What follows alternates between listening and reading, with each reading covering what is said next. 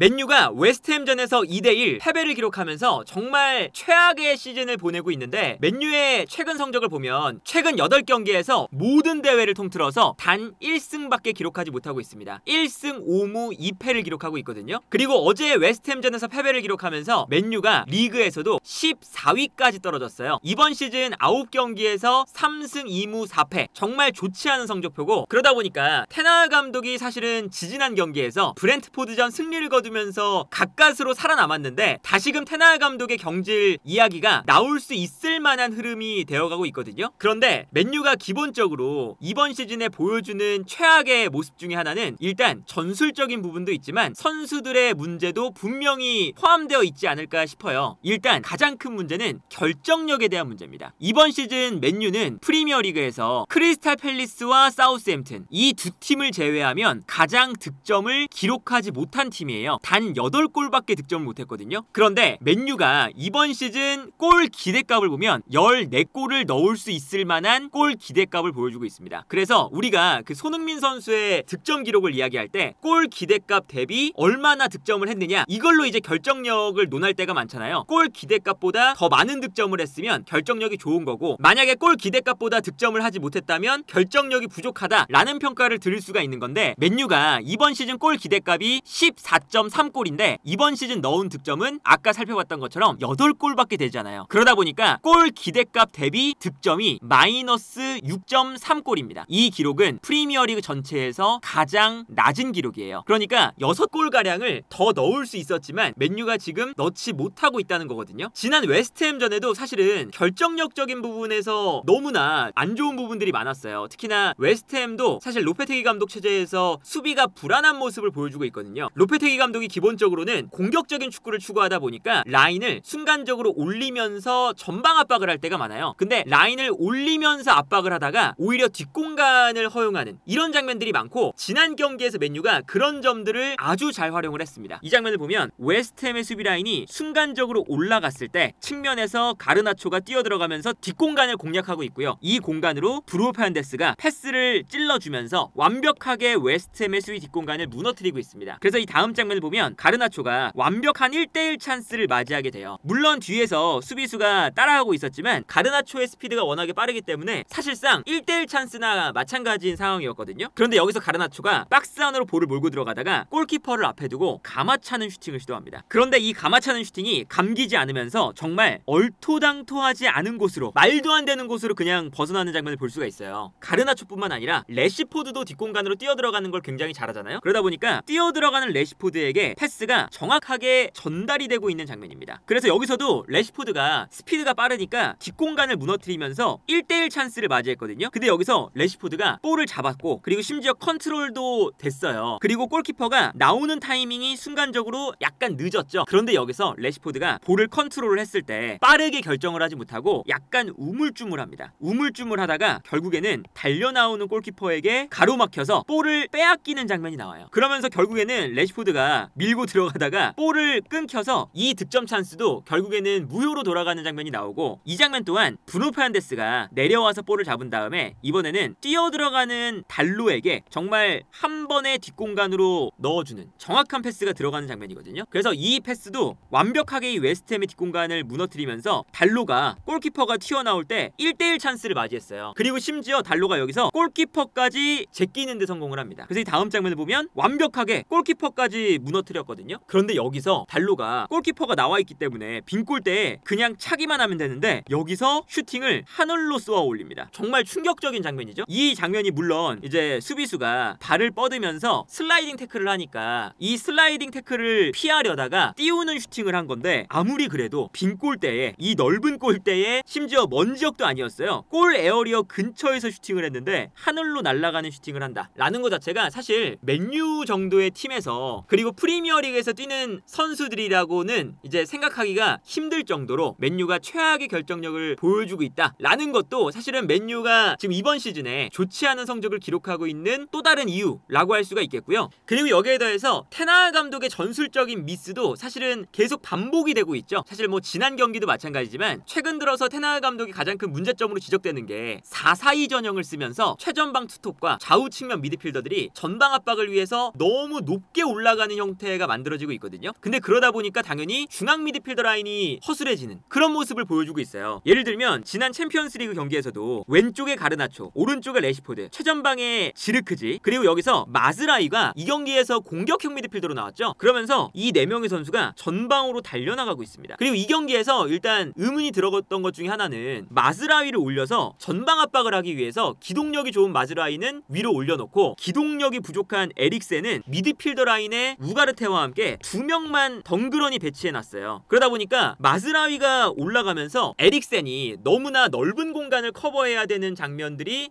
발생을 했었죠. 그러다 보니까 이제 드는 생각이 기본적으로 최전방 공격수 2명과 좌우 측면 공격수들이 모두 다 올라갈 거면 지난 페네르바체전 기준으로 마즈라위를 최전방에 두는 게 아니라 그냥 차라리 에릭센을 최전방에 두고 중앙 미드필더 라인에 마즈라위와 우가르테를 두면서 이제 미드필더 라인에 선수가 부족하니까 선수가 부족하면 당연히 더 많이 뛰어야 되는 상황들이 나오잖아요. 그러면 마즈라위와 우가르테 많이 뛸 수 있는 선수들이 조금 더 중원에 배치되어야 되지 않느냐라는 또 생각을 할 수가 있는데 오히려 테나흐 감독은 앞쪽에 마즈라이를 두고 미드필더 라인에 에릭센을 두면서 에릭센이 가뜩이나 기동력도 떨어져 있는데 넓은 공간을 커버해야 되는 이런 장면이 나오게 되는 거죠. 그래서 이 다음 장면을 보면 최전방에 있는 4명의 선수가 앞으로 달려나가고 있을 때 미드필더 라인에 에릭센과 우가르테 2명의 선수가 덩그러니 놓여있고 수비 라인과 공격 라인 요 사이 공간에 넓은 공간이 형성이 돼 있죠. 그래서 편안하게 상대팀이 가운데로 패스를 보내주고요. 볼을 잡았을 때 압박이 늦다 보니까 볼을 잡아서 좌우 측면에 있는 선수들에게 패스를 보내줄 수 있는 편안한 장면들이 나옵니다. 그리고 여기서는 이제 가운데에서 볼을 잡은 선수가 측면으로 패스를 보내주는데 이 장면에서도 측면 공격수가 그냥 올라가서 전방 압박을 하고 있다 보니까 측면 공격수의 뒷공간 이 자리가 또 비게 되는 거거든요. 그러면 이 자리를 누가 커버해야 되냐면 중앙 미드필더인 에릭센이 또 커버를 해줘야 돼요. 근데 아까 설명해드렸던 것처럼 에릭센이 기본적으로 기동력이 많이 떨어져 있기 때문에 저 공간을 커버하기가 힘든 그런 장면이 또 나오게 되는 거죠. 그러다 보니까 계속 반복됩니다. 이 장면을 보면 기본적으로 맨유가 최전방에 있는 4명의 공격수가 전방으로 달려들면서 또다시 압박을 하고 있어요. 그러다 보니까 공격수들 밑에 요 미드필더 공간은 당연히 넓게 형성이 될 수밖에 없겠죠. 이 장면에서는 카세미로가 이 미드필더 공간에 있는 것을 볼 수가 있거든요. 근데 여기서 이제 페네르바체가 편안하게 요 미드필더 공간으로 패스를 보내줘요. 그러면 요 다음 장면을 보면 이런 장면이 나옵니다. 수비 라인과 공격 라인의 거리가 멀기 때문에 편안하게 이 가운데 공간에서 상대팀이 패스를 계속 주고받을 수 있는 아주 편리한 장면이 나오거든요. 그래서 궁극적으로는 이런 장면까지 나와요. 최전방에 있는 4명의 공격수는 올라가 있고 최후방에 있는 4명의 수비수는 뒤에 머무르고 있습니다. 그리고 중원에 2명의 미드필더만 덩그러니 남겨져 있죠. 그러다 보니까 미드필더 라인에서의 요 공간이 맨유가 늘상 이제 문제가 되는 거거든요. 그러다 보니까 실제로 저 중원 라인으로 패스를 보내줬을 때 볼을 많이 빼앗기는 장면들도 나오게 되고요. 그러다 보니까 오히려 맨유가 빌드업을 할 때 이 테나흐 감독이 처음에 아약스에서 왔을 때는 조금 더 만들어가는 빌드업에 장점이 있는 그런 것들을 좀 기대를 하면서 데리고 왔는데 테나흐 감독이 오히려 이번 시즌에 보여주는 빌드업은 앞쪽에 브루노 페르난데스가 최전방으로 올라가면서 거의 수비 라인과 공격 라인이 약간 둘로 나뉘는 이런 장면들이 많고 그러다 보니까 패스를 뿌려줄 때도 그냥 전방으로 붙여놓고 여기서 떨어지는 세컨볼을 가져가는 되게 단순한 형태의 빌드업이 되고 있어요. 그러다 보니까 미드필더 라인으로 패스가 들어가면 요 미드필더 라인에서 오히려 상대 선수들에게 둘러싸이면서 볼을 빼앗기는 장면이 많이 나오게 되죠. 그래서 실제로 어제 경기에서도 맨유가 후방에서 빌드업을 하다가 볼을 빼앗기면서 거기서부터 빌미가 되면서 실점을 하는 장면이 있거든요. 그리고 이런 모습들을 보면 사실 단점이 특히나 맨유가 시즌 초반에 리버풀과 상대를 했을 때 슬롯 감독이 이미 맨유를 이렇게 공략을 했다. 인터뷰로 심지어 대놓고 이야기를 할 정도로 맨유의 약점 중에 하나인 거거든요. 그때 당시에 슬롯 감독이 이번 시즌 맨유가 투톱을 사용하면서 압박을 하고 있기 때문에 순간적으로 공격 라인에 4명의 선수가 쭉 올라오고 이때 미드필더 라인을 우리가 공략을 하면서 탈압박을 했다. 뭐 이런 이제 뉘앙스로 이야기를 했어요. 그런데 이번 시즌 내내 그러한 문제를 똑같이 보여주고 있다는 건 분명히 이 테나흐 감독의 전술에도 아주 큰 문제가 있다고 볼 수밖에 없는 상황이고요. 그리고 여기에 더해서 최근 8경기에서 아까 보여드렸던 1승을 거뒀던 요 브렌트포드전 요 경기는 테나흐 감독이 그런 약점들을 드러내지 않기 위해서 요 경기만큼은 앞쪽에서 달려드는 압박을 조금 덜 추구했다. 승부했습니다. 그러니까 다른 이제 경기들 무승부를 기록하거나 패배를 기록했던 최근 8경기의 이 안 좋았던 경기들 중에서 본인의 스타일을 버렸던 경기가 바로 요 브렌트포드전이에요. 요 브렌트포드전에는 오히려 맨유가 약간 내려앉았다가 빠르게 역습을 하는 과정에서 득점을 만들어내는 장면을 볼 수가 있었거든요. 그러다 보니까 결과적으로는 테나그 감독이 본인이 추구하는 그런 전술을 보여줄 때는 경기에서 승리하지 못하고 본인이 추구하는 전술을 포기했을 때 사실은 수비적으로 내려앉아서 경기를 할 때는 승리를 가져오는 아주 좋지 않은 방향성을 지금 맨유가 보여주고 있는데, 그러다 보니까 지금 테나그 감독이 정말 이제는 경질에 좀 가까워졌다고 봐야 되지 않을까 싶고요. 이번 주 중에 리그컵 레스터 시티전이 있지만 사실 이 경기보다 요 다음 경기가 첼시와의 프리미어리그 경기입니다. 요 경기에서 또다시 아주 실망스러운 모습을 보여준다면 테나그 감독의 경질이 정말 코앞으로 다가오지 않을까. 그래서 어쨌든 맨유가 지금 어제 웨스트햄전을 패배하면서 14위, 정말 사실은 뭐 더보기 리그라고 이야기를 했지만 그 더보기 리그에서도 하위권으로 내려가고 있는 아주 좋지 않은 최악의 흐름을 보여주고 있는 시즌이 아닐까 싶네요.